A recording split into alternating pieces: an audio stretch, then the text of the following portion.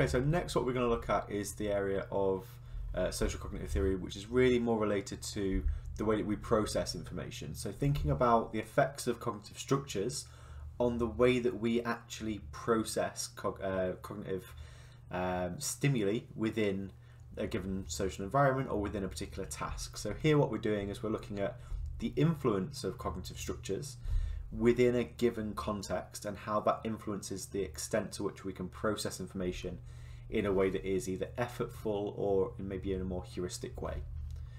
So kind of dividing those things between kind of effortful versus heuristic thinking. There's a framework in cognitive psychology referred to as dual process theory, and essentially this breaks down cognition into two different systems. So we have one mental system that is very quick. We use these mental shortcuts to make decisions in a very effortless and automatic way. But on the flip side of that, we also have a more effortful system, so system 2, which is more elaborative, it's more reasoned, and it takes us a lot longer to make a decision using that system. So just to give you a very kind of clear definition of what these two systems represent, system 1 is quick, it's heuristic based, it uses mental shortcuts, and typically it's guided by non-conscious processes. So for example, if I was to ask somebody to name a fruit as quickly as they can, typically they're going to say something like apple or banana rather than peach or mango, because apples and bananas are much more available in people's minds as examples of the category of fruit than are peaches and mangoes. And that's called the availability heuristic. It's more available, so it's easier to come by, so you make a quicker decision. On the flip side of that, system 2 is slower. It's more evidence-based. It's where you take on a lot of information before you reason towards a decision, and it's guided by elaborative processes. So rather than relying on these mental shortcuts, you take on more information, you think about what the implications may be of one decision versus another, and then as a result of that processing, you'll come up with a more elaborative, reasoned decision. Now, there's a distinction within the cognitive literature and within the social cognitive literature that essentially suggests that people who are with cognitive resource, so they're not under a lot of stress, they're not doing different tasks at the same time, they have that freedom within their heads to make a decision in a more elaborative or reasoned way. Those people are referred to as naive scientists. So what they're doing is they're testing different hypotheses in their heads before enacting a particular behaviour. They're taking into account different constructs and different variables before making a decision. Now, what happens when those resources are limited, so that we might be under high levels of stress, or we may be intoxicated, or we're conducting different tasks at the same time, or we might be sexually aroused, our cognitive resource then becomes limited. We're less able to consider a range of different stimuli within that given environment, and what that means is that we end up being these cognitive misers. We're more likely to take a shortcut to make a decision that's more quick. We're more likely to use these heuristics maybe so that the decision that we make doesn't use as much mental energy. And that's because we just don't have the capacity to expend that mental energy when we've got other things going on in the environment or we're under a lot of stress. So these two kinds of cognitive processing really do map onto system 1 and system 2. System 1 thinking is more of the cognitive miser approach, whereas system 2 is more of the naive scientist. Now, in terms of measuring cognitive processing, we typically use tasks that are competition based. And what this means is that we give somebody a demand, so a task instruction, and we're seeing how their cognitive structure interacts with that task instruction. So some examples may be a viewing time or a reading time task. It could be a Stroop task. Most people are usually aware of what the Stroop task is, but essentially what you do is you flash up in the center of a screen a word that is typically a color, so it might be the word red, but it's in the color blue, for example, and the task instruction is to read out loud the color of the font rather than the word itself. This starts to interrupt our normal kind of response, which is to read the word rather than to name the color. And there's a new type of cognitive processing task that's mouse tracking, and we'll look at what that looks like in a forensic context in a couple of slides' time. So as I've said, what we're doing here is we're trying to look at the extent to which somebody's cognitive structure interacts with a particular task demand or task instruction. In the area of forensic psychology, one of the most popular tasks that does this is a viewing time task. Now, what the instruction is here is to just give a rating as to how attractive a particular target is. So it might be that there are pictures of women, of men, of children, of older people. The task is the same for every trial in that all you need to do is to give the attractiveness rating of that target. Now, what we find though is that even though the task is the same, it takes people less or more time to make that decision based on whether they're attracted or not to that target. So what we've seen in this specific study by Mokros and colleagues was that people who were convicted of child sexual offences, so that's this group here, they were significantly less quick, so significantly slower, to give an attractiveness rating for small children and pre-juvenile children and juveniles than they were for adults. And there was a significant difference between those three ratings, how quickly they could do that, and the judgments of people who were not convicted for child sexual offences or who were in a control sample, so people who hadn't got any convictions whatsoever. Now, the explanation for this is that they have, or this group presumably has a cognitive structure that associates children with sex. They have this automatic implicit association that links children with sex, maybe because they are sexually attracted to that particular age group, or because they have committed a particular offence that has started to link the stimulus of child with the attribution of sexually attractive or sexually arousing. What this particular effect is put down to is something called sexual content induced delay.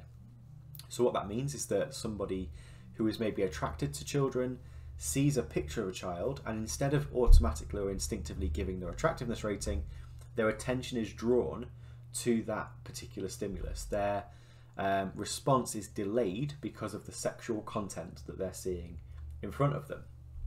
Now, you see a similar kind of thing with the community controls, in that people who are not necessarily attracted to children are taking longer to rate the attractiveness of adults compared to children. So the same thing is going on in that the comparative viewing time before making a decision about the attractiveness rating is consistent with what their predominant sexual attraction pattern is. The sexual content induced delay works for teleophilic individuals, so those who are sexually attracted to adults, as well as maybe paedophilic or hebephilic individuals, those who are sexually attracted towards maybe younger prepubescent children and pubescent children. Now, that seems like maybe quite a crude, explicit way of doing things in terms of actually asking people to provide an attractiveness rating. One way that people are getting around this at the moment is using more indirect measures, so looking at mouse tracking and sexual interest. This is a study that was run by Ross Bartels at the University of Lincoln a few years ago. And essentially what this is doing is it's trying to get people to categorize stimuli as either being arousing or not arousing. Now, obviously we can make people do this, or we can ask people to do this in a free association kind of way, so they can just be presented with stimuli and then they can click whether they find that particular stimulus attractive or not, or arousing or not. But to really get to this cognitive processing angle, what we can do is we can set some kind of rule. So we can maybe ask people to respond as though they are a heterosexual male. So what that means is that if a stimulus comes up and it's female, they have to click the arousing response box, and if it's a male stimulus, they have to click on the not arousing response. Now, what happens is that somebody is sat in front of a computer screen with a mouse. The cursor starts on the start button at the bottom of the screen. As soon as this person clicks on start, a stimulus comes up in the center of the screen. In this case, it's a young female. So what the individual would be asked to do, obviously not explicitly for each trial, but the task instruction would be to respond as though they are heterosexual and male. So they would have to click on arousing as fast as they can. So the idea is that they click start and pretty much start moving straight away and make that decision in real time. So what you might expect is that if someone is a heterosexual male and they're asked to respond in a way that is consistent with that sexuality, you would see a response option or response trajectory that looks something like that. But to show you that again, a relatively straight line between start and arousing. What that means is that there's very little competition between the task demand or the task instruction of respond like a heterosexual male and the cognitive structure that that person holds, which is I am a heterosexual male, so therefore women are attractive. Once people click on the correct response box, that clears the screen and it resets the mouse cursor to the center of the screen at the bottom on the start button, and then they repeat that again for the next stimulus. So they would maybe click start and this stimulus would come up. Now if the example instruction is respond as though you're a heterosexual male, what you might expect is a direct line between start and not arousing if this person was in fact a heterosexual male. Now what we can observe maybe is a trajectory that looks something like that. So just to show you again, the mouse cursor starts by going towards arousing and then kind of bends back towards not arousing. What this would indicate to us potentially is that there's some competition between the task instruction, respond as though you're a heterosexual male, and the cognitive structure that that person holds in terms of whether they actually find men sexually arousing. Now this obviously in this specific scenario would be maybe looking to measure something like sexual fluidity or bisexuality, but if we think about the forensic applications for this, we could potentially see an application looking at maybe paedophilic sexual interests, presenting images of adults versus children, and seeing whether that is correlated with any indices of risk.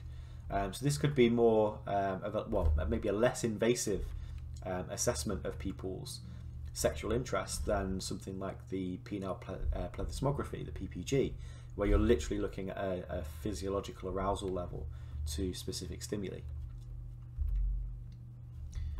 So what we're looking at when we are looking at mouse tracking outcomes is the maximum deviation. So for example, how far towards the incorrect response are people actually moving in real time? So how far away from the correct response do they actually get? And we're also looking at the area under the curve, the AUC. What is the total deviation from this ideal straight line, which would indicate no competition whatsoever? So what we're looking at is the competition between the response options, which is essentially saying what's the competition between the task instruction and what people actually believe or what their cognitive structure is. It can give us an indirect measure of this cognitive structure. Okay, so hopefully that clears up what cognitive processing is all about. It's based around this idea of the availability of cognitive resource. If you put someone under a lot of stress or under pressure, whether that's time pressure or kind of actual stress or sexual arousal or intoxication, that tends to limit the extent to which they can suppress their cognitive structures. If you allow people to make free decisions, then typically if they hold a cognitive structure that is maybe antisocial or not socially desirable, they can overcome that. But at the same time, if they don't have cognitive resource available, they're less likely to be able to do that, and they're more likely then to act out on their cognitive structures. In the next video, we'll look at that link directly between cognitive structures and cognitive products and how cognitive processing maybe mediates that relationship.